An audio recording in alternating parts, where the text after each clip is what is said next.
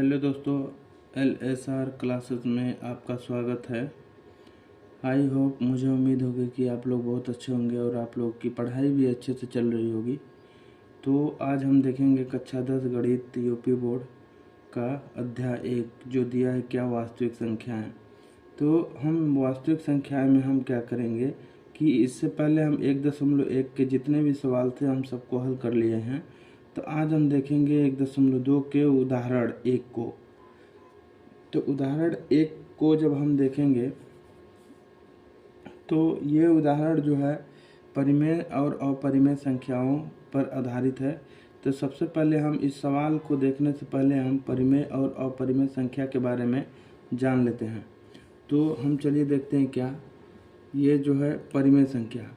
परिमेय संख्या वे संख्या होती है जिसे हम P/Q के रूप में लिख सकते हैं, जैसे 1/2, 2/3, 4/5 ... ये क्या है? परिमेय संख्या है। ये क्या है? पूर्णांक और नीचे भी क्या होता है? पूर्णांक, यानी पूर्णांक बटा पूर्णांक को हम क्या कहते हैं? परिमेय संख्या कहते हैं। तो परिमेय संख्या हो गया। अपरिमेय संख्या क्या होता है? जैसे में हम लिखेंगे क्या? अपरिमेय संख्या। अपरिमेय संख्या। अपरिमेय संख्या क्या होता है?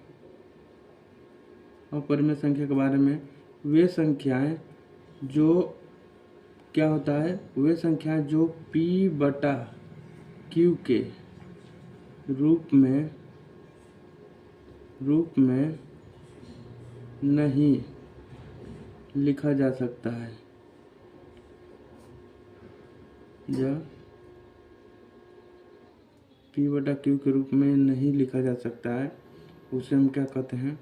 अपरिमेय संख्या कहते हैं। जैसे अपरिमेय संख्या में कड़ी में 2, कड़ी में 3, कड़ी में 5, कड़ी में 7, कड़ी में 11 ... ये सभी क्या है? अपरिमेय संख्या है।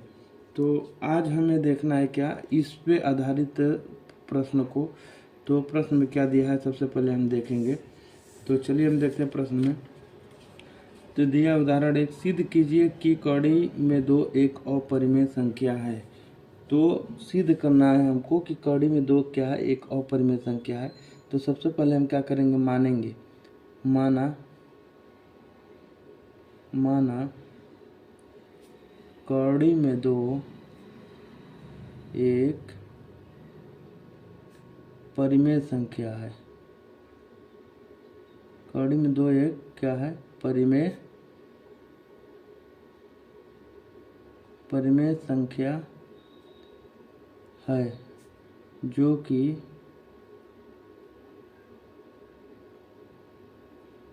इसे हम P/Q के रूप में है। ठीक। जहाँ इसमें होता क्या है? जहाँ P और Q, जहाँ P और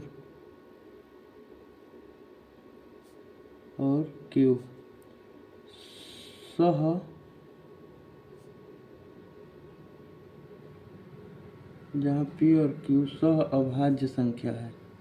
भाज्य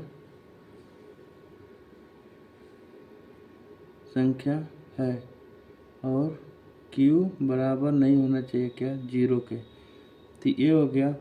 तो इसलिए यहाँ पे P और Q का मौसा, इसलिए P और Q का क्या होगा? मौसा 1 है। तो इसमें हम एक शब्द लिखे हैं सहअभाज्य संख्या। सहअभाज्य संख्या के बारे में हम जान लेते हैं। सहअभाज्य संख्या क्या होती है देख लेते हैं। सहअभाज्य संख्या जैसे में कोई 2 संख्या है तो उसका क्या होता है? मौसा 1 होता है, यानी मौसा 1, यानी उसमें कोई कॉमन गुणनखंड नहीं होता है। तो उसे हम क्या कहते हैं, स्वअभाज्य संख्या कहते हैं। जैसे 2 और क्या हो गया 3, तो 2 और 3 में क्या है, कॉमन क्या होगा, 1 होगा, तो इसका HCF कितना होगा, 1 ही होगा। तो ये स्वअभाज्य संख्या वो संख्या जिसका मौसा 1 होता है उसे हम क्या कहते हैं, स्वअभाज्य संख्या कहते हैं। ठीक, तो अब हम आगे देखेंगे इसमें आगे में। तब सवाल में दिया है क्या कि कौड़ी में 2 एक अपरिमेय संख्या है। तो यहाँ पे दे रखा है कि माना कौड़ी में 2 एक परिमेय संख्या है। तो कौड़ी में 2 को हम लिखेंगे, कौड़ी में 2 बराबर परिमेय संख्या है तो P/Q के रूप में हम लिख लेंगे। तब लिखेंगे हम दोनों पक्षों का वर्ग करने पर, लिखेंगे दोनों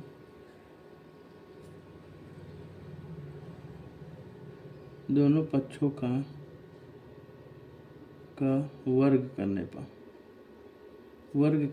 दोनों पक्षों का वर्ग करने पे, तो जब दोनों पक्षों का हम वर्ग करेंगे तो कौड़ी में 2 का वर्ग बराबर P/Q, इसका भी हो जाएगा वर्ग।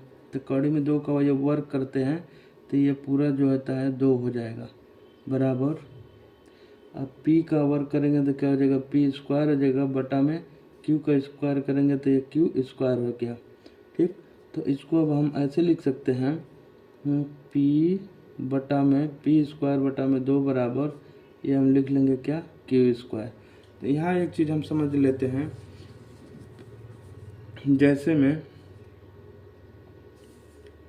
जैसे हम दे दिए कि मान लो किसी संख्या, किसी पूर्णांक का वर्ग है, मान लीजिए कि ये 25 है। 25 को हम क्या करेंगे, 5 से अब भाग देंगे, तो यानी 5 से भाग देने पे कई बार में कट जाएगा, 5 बार में कट जाएगा। तो ये जो आया है ये भी क्या होता है, 5 से ही कट जाता है। तो यही चीज़ यहाँ पे है, यानी तब तो यहाँ पे लिख लेंगे, इसलिए P² 2 से विभाजित है, 2 से विभाज्य है, 2 से P² 2 से विभाज्य है। तो इसलिए P भी क्या होगा, P भी 2 से क्या होगा, विभाज्य होगा। P भी 2 से विभाज्य है, P भी 2 से क्या है, विभाज्य है। तो इसलिए 2P का एक गुणनखंड है, इसलिए 2P का एक गुणनखंड है। इसलिए P का एक गुणनखंड है। तो फिर हम क्या करेंगे, आगे देखेंगे। माना P/2 बराबर क्या हो जाएगा, R। ठीक, P/2 बराबर R। अब लिखेंगे फिर क्या, दोनों पक्षों का वर्ग करने पे, दोनों पक्षों का वर्ग करने पर,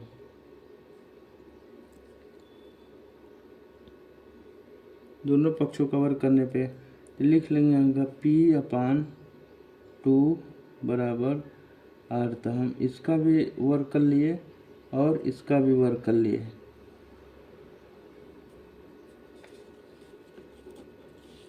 तो दोनों को वर्ग कर लेंगे तो यहाँ पे हो जाएगा क्या, P² बटा में 4 बराबर R²।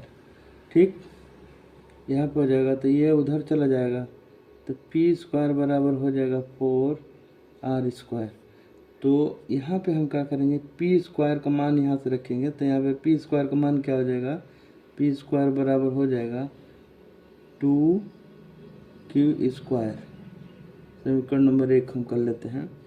तो P² का मान हम यहाँ से 2QR² रख लेंगे, तो यहाँ पे लिखेंगे समीकरण 1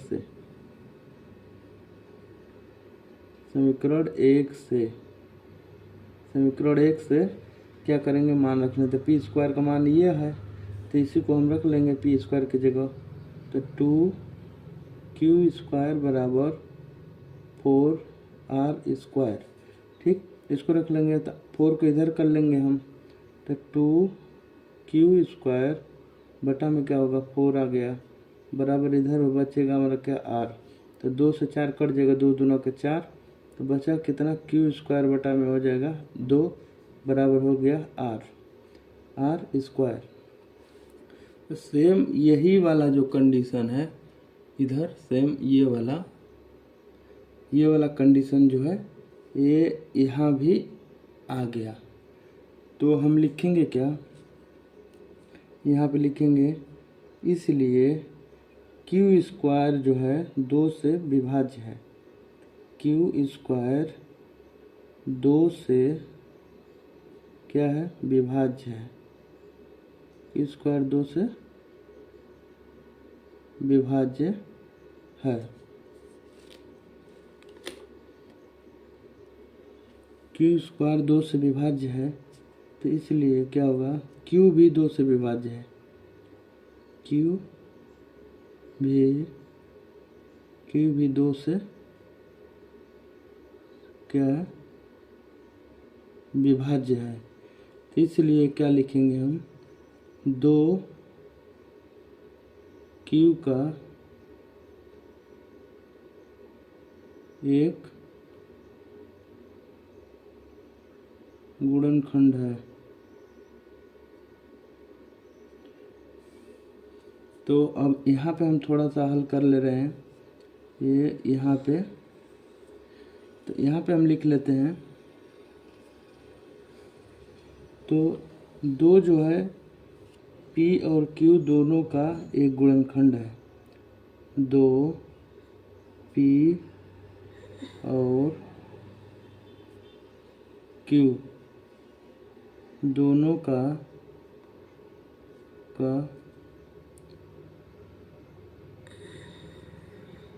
गुणनखंड है। तो इसलिए p और q का मौसा बराबर हो जाएगा क्या 2। तो इसलिए हम लिखेंगे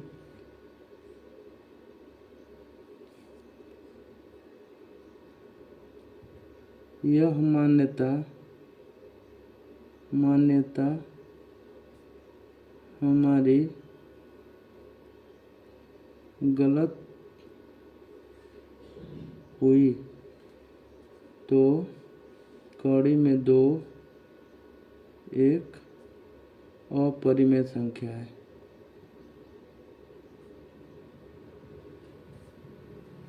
क्या है, संख्या है। तो दोस्तों ये हमारा था क्वेश्चन, ये उदाहरण नंबर 2 को हमने हल कर लिया। तो अब ये ऐसा क्वेश्चन आपके एग्ज़ाम में 100% गारंटी के साथ आएगा। तो आप ऐसे क्वेश्चन को अच्छे से और विस्तार से हल करिए। धन्यवाद। अगर वीडियो अच्छा लगे तो लाइक, सब्सक्राइब, शेयर करिएगा।